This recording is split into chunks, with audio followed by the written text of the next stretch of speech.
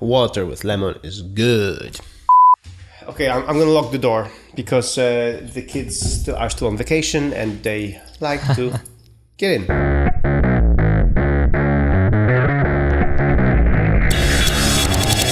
Hello, I'm Radek. I'm Michael, And this is the podcast. a sounding board for interesting ideas and insights.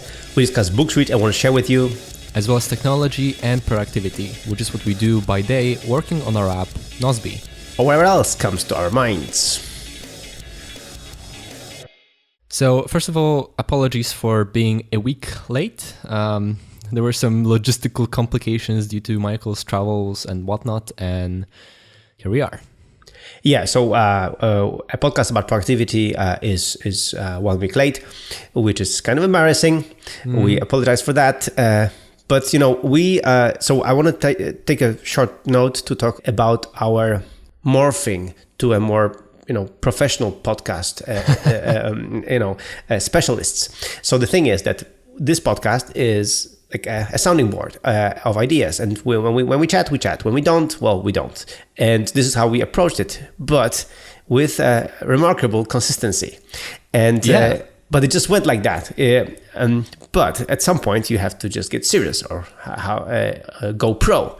And we just realized that we should actually schedule things because life happens, travel happens, and next month you're traveling a lot. In October, I will be traveling. Well, not that much. Yeah, October, November, but we'll get to that. So anyway, we decided to schedule our recording times. Right, which is for the next 2 months, pretty much. Yeah, so because we normally record every Tuesday after Design Fight, but this time because of this, travels and everything, we are recording in different times, and we had to just go through the calendar and make some notes and when we are going to record what, amazing. We really got serious. Yeah, it's really amazing that we've gone on for so long, for over 2 years, in largely quite spontaneously, but because we've had this rhythm that we have this weekly meeting called Design Fight, link in the show notes, and then after that we'd record, and so that was every Wednesday, and now it's every Tuesday, and we'd also post the last week's episode before recording the next one, but we also travel quite a lot, and because we work remotely, sometimes we just travel and, we can travel more than some other people just because we can travel and still work, which we also talked about, but next month is going to be crazy for me. So we had to kind of schedule around that. Yeah, so that's one thing. Second thing I wanted to mention is that I just checked our stats of the downloads of our episodes. And I don't know if you noticed, but there was one episode, number 86, which is about, we'll link to it in the show notes, of course. It's about the weekly schedule. It's about the perfect week, planning the perfect week. Mm-hmm. And it crossed the threshold of 10,000 downloads, which is cool. So thank you everyone for listening. So I just it stands out because it's 10,000 instead of 9,000, 8,000 or 5,000 or whatever like other episodes have, but this one has 10,000 downloads already. So it's amazing. So thank you everyone for listening. And while we were at it, we checked our status in Apple Podcasts, and in Poland we're still featured. So thanks everyone from Poland for joining in and listening to us speak English. and I just realized that we actually have some reviews there, but they're pretty old, 2015, 2016. But anyway, somebody wrote "Love you guys," so I don't mind about that. So I really like it. But anyway. Thanks for the reviews. We don't have that many reviews on the American Apple podcast thing. Well, anyway, if you could, rate us on iTunes and post a review, we would really appreciate that. We normally don't ask for it, but now that I do some housekeeping, I would ask you for a review. Just if you could pause now and give us a review, give us kudos, and recommend our episode. We are happy to be featured in Poland, but we would like to be featured somewhere else maybe. Anyway, that's really great. So thanks everyone for listening and for reviewing us and giving us thumbs up. It really means a lot. All right.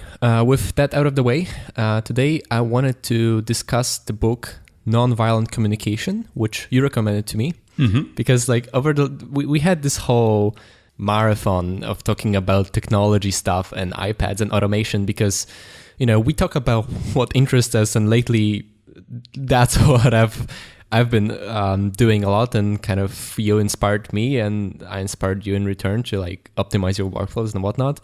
But we don't want to bore everyone to death with automation. So let's talk about something completely different. I think it's a good idea because we've been just geeking out too much in the last episodes. So let's not geek out that much.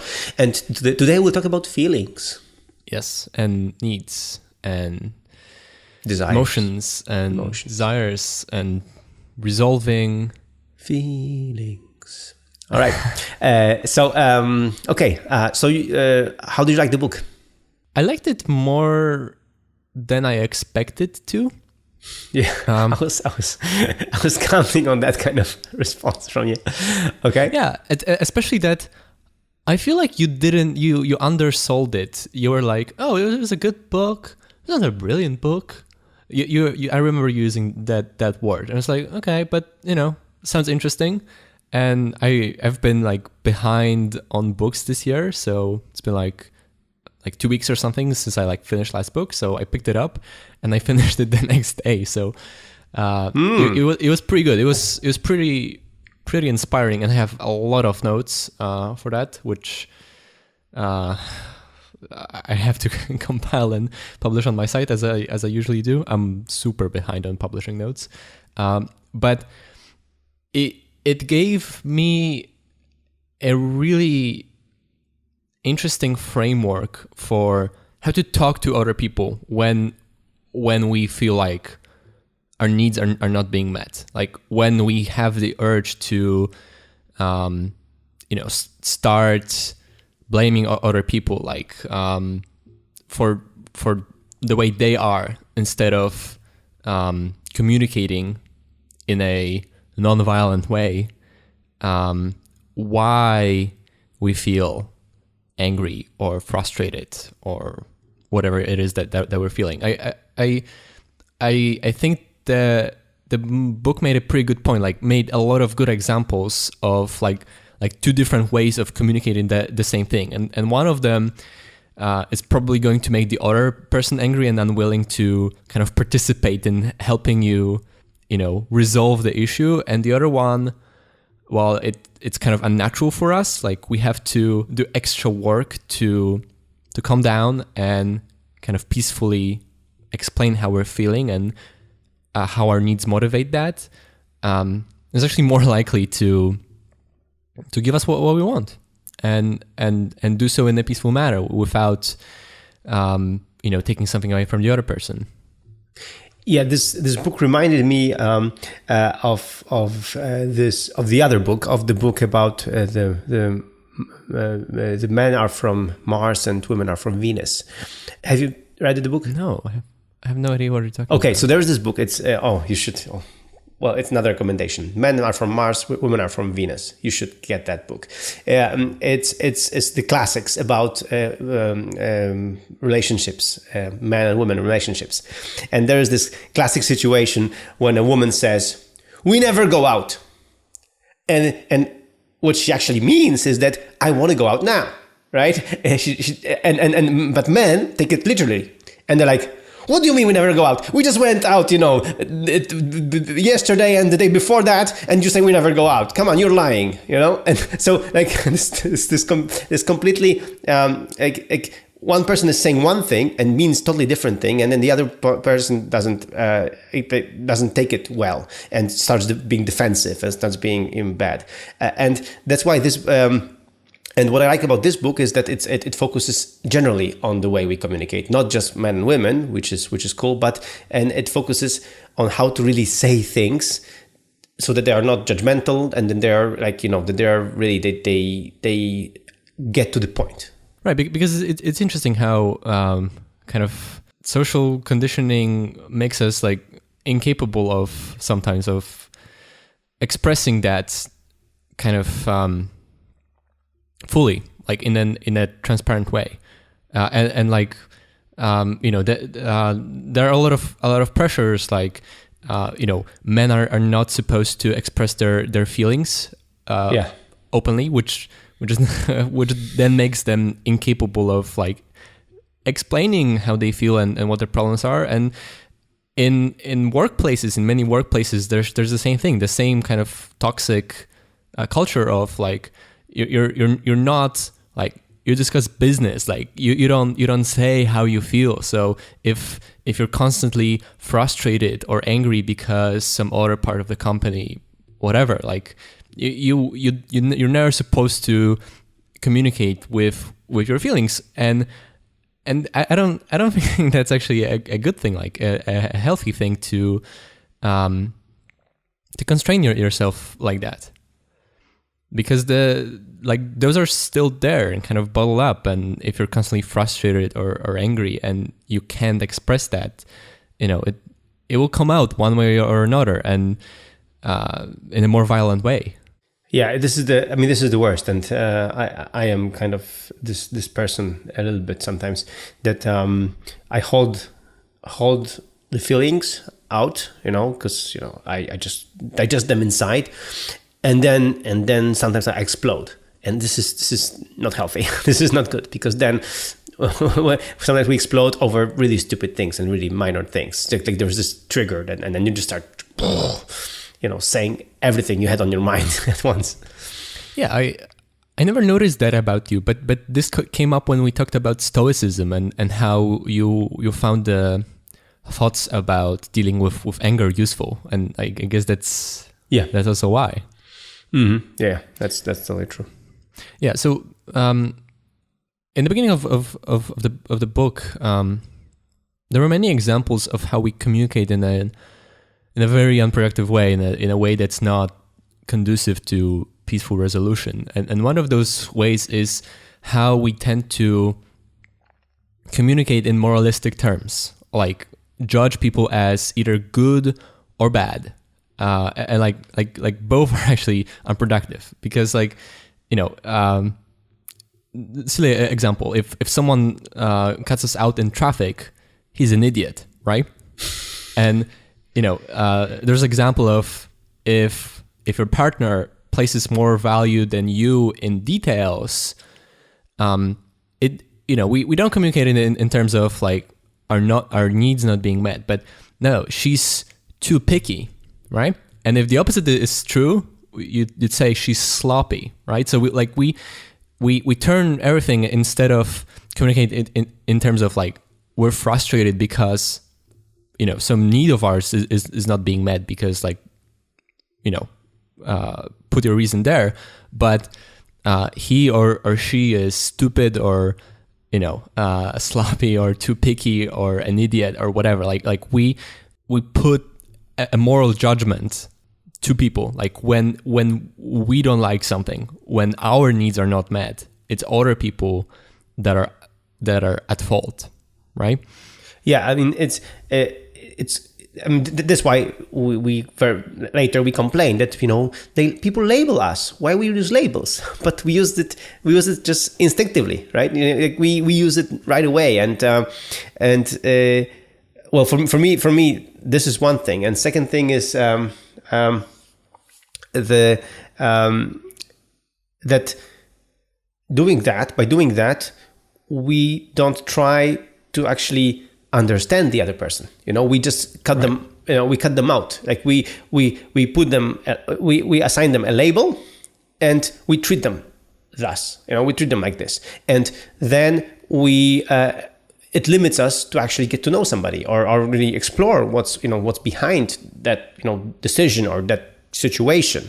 We just And I don't like this. I don't like, doing something like that, that just closes us, we shut, down the possibilities, of a nice relationship because we put a label and we don't even, what I'm trying to say is that we are instinctively then guiding our thinking about this person through this label, and this is crazy. And that then becomes kind of a self-fulfilling prophecy. Yes, exactly. Yeah. I still remember this situation, kind of relevant, that I had this friend in high school, and she was not really getting good notes. Getting good grades. Yeah. So I thought she was stupid, and so I wouldn't just talk to her too much because I thought, she's a stupid girl, not getting good grades and stuff. I was being harsh with her, but but I remember to this day when there was an exam. I think it was history exam, and she got the highest score. She got the highest grade, and I was like, how did she do that? And then my first thought was she must have been cheating, right? Right. But she wasn't. She just learned and she just did it. And so apparently she wasn't that stupid. Apparently she was just maybe lazy or something. Again, judging. But I was just surprised. It was like her high grade was totally out of my comfort zone, or no, out of my description of this person, out of my label, Mm-hmm. And then I was thinking about myself and thinking, why did I put this label on her, and why did I shut her down like this, And I should get to know her because I should just change this, right? Yeah. The example of school is actually a good one. I remember I didn't tend to enjoy school very much because, as you know, I have very low tolerance for bullshit, and I found school to be very high in that. And so a lot of teachers, how to say that? Well, they didn't like me very much, and some of them at the very beginning of our school year, they would kind of quickly decide that I'm stupid or lazy, or pick whatever label you pick, because they didn't see me engaged, they didn't see me turn in homework I was supposed to do or whatever, and guess what? That was a self-fulfilling prophecy because I didn't enjoy being under classes when they treated me as if I was a stupid, lazy person. And so that's exactly what I did. And there were a few teachers which were not like that, which decided to look past that and saw that, I have my own reasons for not being super engaged, but they didn't decide that decide that I'm stupid and lazy and worthless as a student. And so, I did my own thing. I didn't necessarily put in too much effort into their classes, but it wasn't a self-fulfilling prophecy. I did just fine, and I had a good relationship with some of those teachers because, they didn't decide I am, they didn't put a label on me that then became a self-fulfilling prophecy. Yeah, So this is really a big danger. Like this labeling thing, this judging thing, this like instinctive judging other people puts us. It creates the self-fulfilling prophecy, and we should really avoid that. So what can we do, Radek, to avoid that? Well, but before we go there, there's one more thing that I found really interesting, and again. Brought me back to our discussion on Stoicism. I remember you mentioning how we say that, someone made me angry, but no one can make you angry. That's your response. That's something like you did. Like you might have been, triggered by someone, but no one can make you angry, right? And so we communicate like that a lot. We reject responsibility. Oh, right? Yes. Oh, we often say we have to do something, right? Mm-hmm. There's an example of a teacher that has to grade papers, right? Mm-hmm. You have to grade papers because that's district rules. But in some sense that's true, but it's not a good way to think about this. It's not a productive way to think about yourself, because you're rejecting responsibility. Like it's much better to force yourself to think in terms of your choice. Like the teacher doesn't have to grade papers. They chose to grade papers because they want to keep that job, right? Right. In the moment you change the rhetoric from I have to, you can, Michael Hyatt in his podcast, he mentioned sometimes that he said, instead of I have to, he says I get to, which is like, even a more thankful way to say it. Like an opportunity. Yeah, an opportunity. Like, for example, I don't have to record 2 hours of podcasts right now with you. I get to record podcasts with you, which is really cool, right? And I get to have these listeners who are actually listening to our chats, which is totally amazing. But what I was saying is that when you say I get to or I choose to, or and I choose to is also very nice. What it does is it opens the opportunity that maybe it's a wrong choice. Maybe, I choose to grade them, but maybe I shouldn't actually grade them. Maybe I should do something else instead to motivate the things. And then I choose to do something else to just comply with the, job description. Like the moment when you turn it into a choice, you have to just think again to make sure that, is it really a choice now? Now, is it, do I really choose to do it? Or how is it, And then opportunities open. Then your mind is opening like, maybe I can do it differently, or maybe I should do it, the other way around or whatever. But this opens the opportunity, this phrasing of choice of get, is totally better than, I have to do this. Yeah, it forces you to take responsibility for your life, which is always the way to go. Because like another example would be like, I have to pick up my daughters from school, and it is a chore, but like this is something that it might be frustrating in the moment, but when you decide that it's actually your choice, like you chose this, then right. Well, like this is important, right? And actually that's good. And then some other things, you might have brought on yourself, like some work thing, for example, that you find, very frustrating and you don't like. And when you say, I have to do this, you reject responsibility for it. Like you might have been doing it for the last 10 years. And so you feel like that's just the way it is. But when you force yourself to think in terms of choice, that, I'm choosing to do this, then as you're saying, it opens you up to notice that you might actually change that actually maybe you don't have to do this thing, that you might forgo the extra money or whatever, because it brings too much frustration.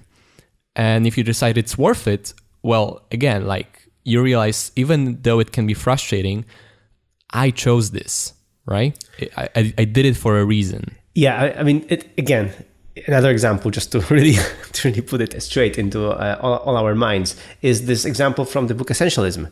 When Greg McKeown, he went to the USA for some reason, like for some private stuff, and as he was leaving back to the UK to study law, to continue studying law, a person told him, Greg, should you choose to stay in the US, I could propose you would do this and that. And for him, what happened after should you choose to stay didn't really matter. For him, this idea that it's a choice. Mm-hmm. He can choose to stay in the US or to go to the US. He doesn't have to go back to England to study law, right? Like up until that moment, he didn't realize he had a choice. He rejected responsibility for this, and then he sat down and he put the things on paper, what he wanted to do with his life, and when he finished, the law degree wasn't on the paper, right? Yeah. So that's the thing, like we really want to highlight that. The rephrasing it as a choice opens you up for this, for these possibilities, and asks you to think again if this is really your choice, and if this is really what you want to be doing. either way you win, because Yeah. either you decide that something is not important and you skip something that's a source of negative feelings, or you don't, but you realize there are, good reasons that you do it and you don't feel as bad about it. Yeah, and just recently, when I was back in my hometown, and I was with friends, and we were discussing lots of things. Like, we get spoiled because of reading these books, and we get spoiled in a way that once we get these ideas, like, we work differently. I mean, I'm a changed man, and so after our discussions, and after, like, what we said about the anger, what you just mentioned, and after reading this book, like, I get really frustrated when I hear people saying, yeah, but he was forced to do this, or he was provoked to do this, or like this rejection of responsibility. They provoked him, they made him do this. I'm like, no, these people are adults. They make choices, and this person made a choice. Okay, there was a trigger, but it was his choice to do it. I reject the idea that this person made him do this, or made her do this, or whatever. Like, I'm really, I'm like, I'm getting unbearable. But I'm like, come on, guys, we are adults. We make choices. Nobody asks us for anything, forces us to do anything. We make choices. Own them. Own the choices you make, and not just, I didn't, it was my fault, whatever. Like, no, it wasn't my fault. They made me do this, whatever. I mean, no. Yeah. I can see what you mean by being unbearable, but I have the same thing. Like really owning up, like, responsibility for everything you do and not do and whatever. Like, it's a powerful feeling, because even if you, like, I find it to be positive and empowering, even if you screw up and things don't go your way. It doesn't make me feel worse that I take responsibility for that. It makes me feel better, because if I'm responsible, that means I can change it. That means I can do something about it, right? Yeah, it's always this thing. I mean, and this is I think one of my good features is that I happily own things that I do. I very happily do that, because this triggers me to improve. To think, okay, I failed here. Why did I fail? What can we do to make it better? What can I do not to screw up again? Right? We just failed to do the recording on time to be a consecutive week. What did we do? We learned from our mistake. We scheduled our recordings for the future, because we know you're traveling. We own the mistake. We did it. So let's fix it for later, and not say, I traveled, things happen, we didn't record, whatever. Like, no, like, this is not the approach you should take. Yeah, and what you're saying about your friends, like, after I read this book, I was hearing my parents talk to each other, and I thought about it for a moment, and I decided, I'm going to buy the Polish version of this book and gift it to them, and that's exactly what I did. Oh, way to go! Yeah, it's like I said nothing. I content nothing. It's like, hey, read this. You sneaky son. Yeah, I am a son. So anyway, nonviolent communication, like a pattern you see in that, in almost any conflict. What you see is both sides will kind of erupt with judgments of others, right? It will be like, oh, it's your fault. You did this. The other person, like, will also have their reasons why they're angry, why the other person is wrong. Again, moralistic judgments. And like, you'll see kind of enemy images popping up, right? Like here's why you're wrong, why you're there's something bad, wrong about you. And it's just, it's so natural for us to do it. And it's hard for me to express the good examples from this book, because this is still something I have to like fully learn. But it's just amazing after you listen to it, like how little sense it makes to communicate in this way, to communicate in terms of judgments of others. While in reality, like the reason why we're angry or frustrated or sad, why we have negative feelings towards another person, is because our needs are not being met. Like there's some need of ours that is not being met. But in conflict, you don't hear that. You hear judgment of others. You hear how the other person kind of screwed you over and how they're wrong, how they're cause of what happened. And you don't hear them say, okay, I'm frustrated because I have a need for blah, right? And the other person also explaining their feelings without the interpretation of the events, without the moralistic judgment of the other person, and like the needs that inform, like that are the cause of those feelings. And it's kind of like amazing on those examples, because in examples of the book, like even if you just like play it out in your head, like you can see examples from your life that if you communicate it in this way, if you calm down and explained how you're feeling and why without judging the other person and the other person doing the same thing, it would be much easier to come to a peaceful resolution that's good for both people. Because like you don't, like I don't think very many people are motivated by feeling angry and feeling hostile towards another person. It's just both people want to feel like their needs are being met. And if you communicate in terms of your needs, like this is kind of what I feel like I need, then it's much easier to just find a solution, right? Like come to some compromise, some resolution that fulfills the needs of both people. That's why you will love the book I mentioned about men and women. You will love the other book because it shows how differently men and women communicate and exactly how you should read into it, how you should read the other person, how you should interpret the way they speak, what they really need, to find out their need. Because what happens is that you have to guess. Or assume that there is a need that's not being met. And it would be just, useful to just ask a question. Okay, so what do you need? Or what is your, what really happens there? And one of the things that one of the ways we say, because we're going to talk about that, is that this book mentions that if you say, I feel something, what really happens is that you're not mentioning feelings. Yeah. You're basically saying, I think, or I judge you. Like I feel threatened, and being threatened, or I feel, I feel like you're not describing a feeling. You are. Yeah, I can help you with this. Tell me.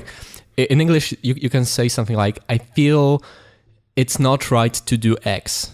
Yeah. Right? There's just like, it's a phrase. You can say, I feel that. Like, and I feel that is not an expression of feelings. Like, it's just, it's a construction in English that makes no sense. Like, it actually means, I think it's not right to blah. Yeah. Right? But you can also say, I feel ignored, for example, or threatened. And that's closer, but that's still not an expression of feeling. That's an interpretation of events. But, feeling ignored, like if you feel or you think you're ignored, like that can come from many feelings. Like that might actually be positive. Sometimes you do want solitude, and if you feel like you're being ignored, that's a good thing. And sometimes feeling ignored might make you feel sad, or it might make you feel angry because like why did they do this, right? And so like it can come from very many feelings, and because we're not accustomed to communicate in this way, our vocabulary for expressing feelings, and we're just not used to doing it well, right? And it feels I think it's something that's worth learning how to do well, right? Yeah, and I think we are also scared of being vulnerable, of just saying flat out, I'm sad, I'm tired, I'm anxious, I'm scared, I'm frustrated. Like instead of just saying flat out how you really feel, we beat around the bush. Yeah, but what I've learned is that being vulnerable is almost always has a positive effect. Like Yes. people don't take vulnerability as a weakness. It's sometimes it's just purely productive because you could express yourself and then you could kind of work together to make it better. Yeah. And oftentimes, like, your vulnerability, your like the fact that you feel free in expressing yourself is seen not as a weakness but as a strength, as a kind of subtle form of power, because like if that you can communicate openly kind of communicates that you don't care if what the other person will think. Like, you don't care about the consequences, right? That kind of communicates I don't know, social, good social standing or whatever. Like I don't know, like it communicates non-neediness for sure, that like you don't care. You just like, this is how you feel and you express that, and people almost always take that positively. But we're just somehow our culture does not make it natural for us, even though, like, again, like it's fine. Like, almost no one will think you're worse because of it. It's our ego, man. It's our ego. We think, it's our ego speaking. We don't want to be perceived as vulnerable, as weak, as, whatever. And that's why we don't say flat out things. And as you said, being vulnerable usually, if not always, is a better choice than not being. One interesting aspect of the book is, the author, he explained all sorts of situations when dealing with other people and how we communicate and how to communicate better, how to make requests in a more productive way. And then he did something I did not expect, which is he made this observation that we also communicate violently with ourselves. We do all of those same things to ourselves. We use moralistic judgments on ourselves. Yeah.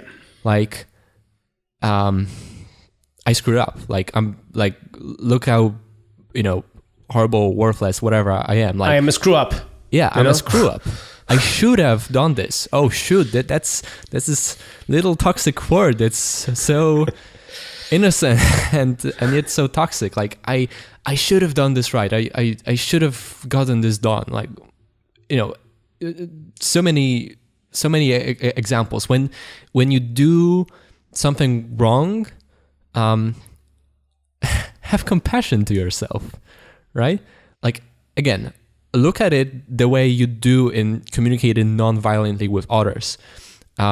Express your feelings and your needs, if only to yourself. Because if you messed it up, like if you did something wrong, if you did something you regret, you probably did it out of some need, some feeling, and it might have still been wrong. Like, it didn't do the effect you hoped for.